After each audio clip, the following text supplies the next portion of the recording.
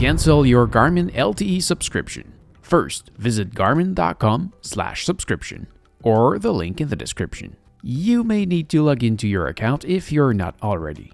On this page, you will find your active subscription. Select the one you want to cancel and click on Manage. On the following page, select Change Plan. On the next page, you will see all plans available for your device. The one that is active is the one with the black bar saying Current Plan. Hit Cancel Subscription just under it. Read and hit the checkbox, and finally, cancel your service. Once you see that page, it's done. Your subscription is canceled. You can fill up the form if you would like, but we are done. So, this is it. Thank you for watching. I hope it helps. If yes, please smash the like button. If you are planning to buy this watch, you can see my link in the description. And don't forget to subscribe to my channel so you can find me back easily next time you need help.